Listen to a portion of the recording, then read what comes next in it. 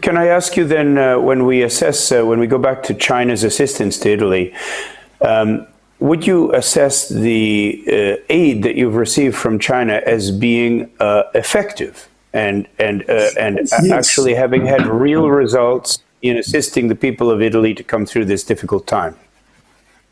Oh, yes, absolutely, yes. I think it has been effective. It is effective.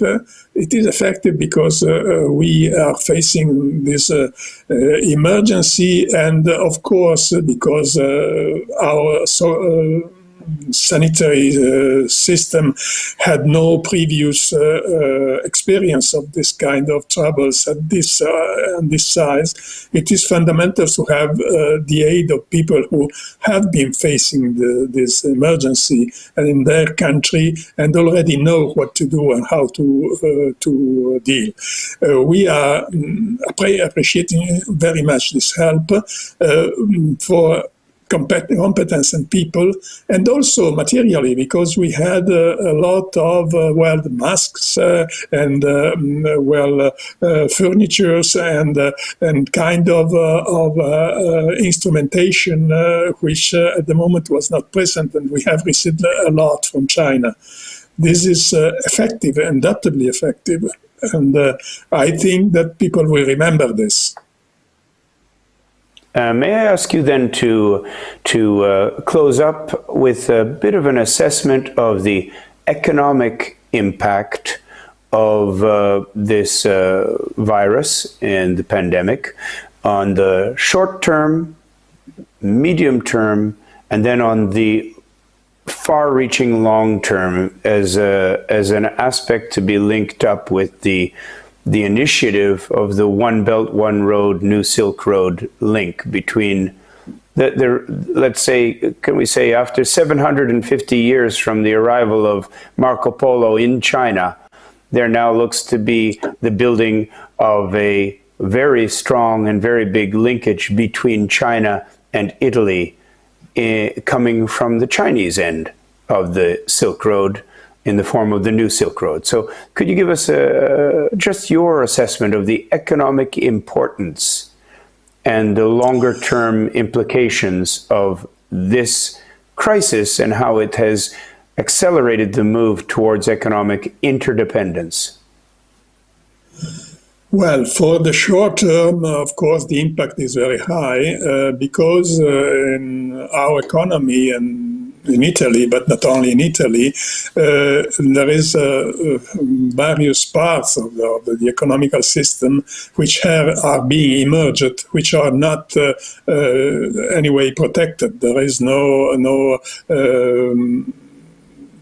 safeguard, no anything. So they leave because the whole system is working. When the whole system is delayed or stops, this part of the economy, which is not marginal, has no help. And so there are a lot of people which immediately are in real and deep trouble. This kind of difficulty may be faced by extraordinary intervention by the states and by Europe also in this case. You need literally to help these people who are working in a less protected way to survive, not only to survive, but to have opportunities for the future. This is immediately, this is a transition, but the transition is also the starting point for an evolution towards a different kind of economics. We cannot just hope to pass the emergency and then to restart the same way as before. This cannot happen and would be a disaster.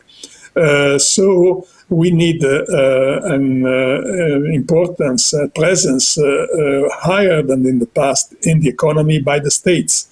The state and the policy and politics must be actually and effectively governing economy, still leaving opportunities for personal capacity to for the entrepreneurs to have initiative, etc. That's fine, but you need someone who fixes the global objectives and preserves the equilibrium between different sectors of the economy. Not everything which is sold is good. Not everything is bad when something is not sold. I mean, we had some sectors who have developed in the recent past and which are irrational and cannot be governed when there are crises. So the problem in the medium time, real difficulty, is to move important sections of the working class from one sector to the other. This cannot be left to the market, because the market is not, in any case, an automatic ruler. There are nothing automatic here. You must use human reason and the highest form for the decisions, which is politics, to guide the way this transition from the traditional economics of the last times to the new ones. We have to choose what we want to produce and what is not interesting. We have to help those who are in weaker position, etc. So I think that's again is a sort of bet we are doing with the future, looking at something which is indeed affordable and sustainable. What we have to learn also is that we cannot go on with this myth of growth. Materially, yes. We know it's obvious. In effect, by discovering our own fragility, we can start to build a different way, which is stronger, and which no longer depends on an infrastructure which is as doomed from the start as this one is, because let's say what we need to do is, instead of being the victims of the laissez-faire capitalist economy, we have to be the actors who design a new economy and a new society. So instead of laissez-faire, we have to say, let's do it differently. Yes, and for coming again to the cooperation, international cooperation, and the link with China and the Silk Road, the new Silk Road, I think again that cooperation and integration of different economical systems is fundamental. It's fundamental because no one is able to prepare and do everything. Everyone needs the others and need the other structures, economical structures. The idea of having a link on ground, like the so-called New Silk Road, is important. We have to govern the kind of exchange, even material exchange, however. There are some aspects of the trade around the world which are irrational and cannot be maintained. A trivial example I do is that I found, Italian bottled water in Australia or even in the States, in California. Well, I think that our source water is good, but physically it is incredible, as has no meaning. I cannot burn oil to move around bottles of water.